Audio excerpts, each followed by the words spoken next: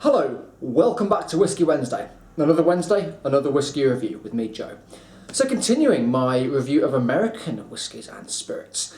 I've reviewed the Jack Daniels, I reviewed last week the Wild Buck whiskey. This week I'm reviewing a bourbon. This is Maker's Mark. Pour a nice dram. Pour the rest of that. So Maker's Mark, a bourbon. Bourbons have to use at least 51% corn grain in their mash bill. They have to be aged in new charred American oak barrels. They have to be aged for at least 2 years for it to be called a straight Kentucky bourbon. And they can't be distilled to more than 80% alcohol.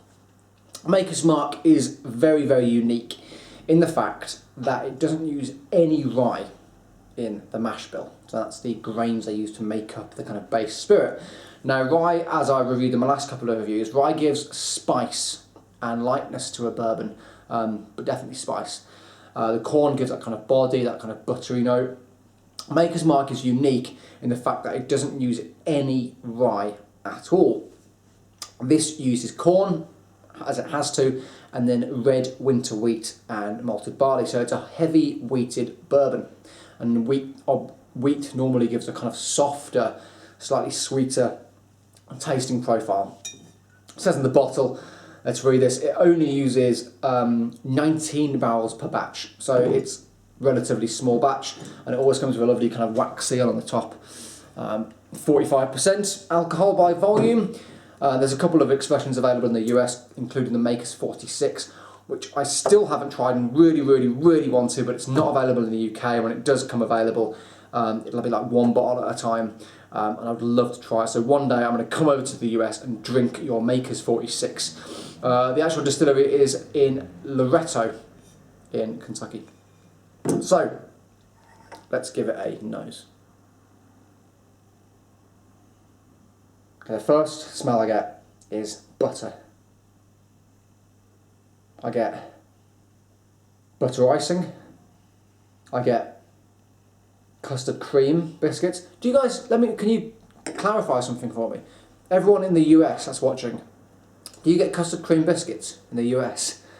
Please answer me, because if you don't, you're seriously missing out. Custard cream biscuits are awesome. I think they're quite a British thing, but it sounds like custard cream, so they're kind of vanilla biscuits with kind of cream in the middle. Amazing. Custard creams, I get lots of sweetness. I get real buttery toffee popcorn.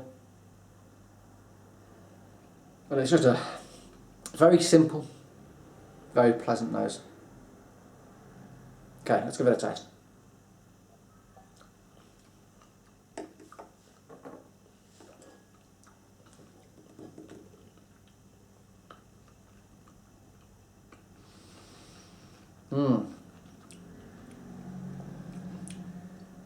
Okay, so taste-wise, pretty much no spice at all. Real silky, velvety mouthfeel, really soft on the palate. There's sweetness there. You get a little bit of kind of oak char towards the finish. A little bit of kind of soft toffee, fudge, a little bit of dark chocolate. I need to give it another taste.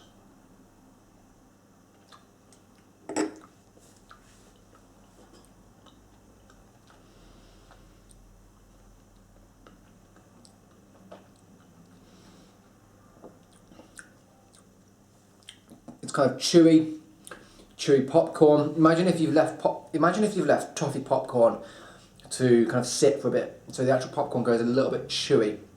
It's like that. So kind of chewy, buttered popcorn, vanilla, banana. It's a pretty simple whiskey in complete honesty, but the flavour is good. It's a good flavour of whiskey. Finish wise, it's fairly short. It's aged to around about 6 years. I think score-wise, it's a pretty mass-market product, so you can find it in most supermarkets or most major supermarkets. In pretty much all good specialist whisky shops, they'll sell Maker's Mark. It works really well in old fashions with Peychaud's bitters. I would recommend Peychaud's bitters using in Maker's Mark. Score-wise, I think it's a 7 out of 10. It's not going to blow your mind, but it is a solid tasting whiskey. I have to say that. It's a 7 out of 10 solid tasting whiskey. Please let me know what you think of Maker's Mark. Leave me a comment in the box below. Thank you as always for watching, and I will see you next week for yet another whiskey review. Cheers guys, bye bye.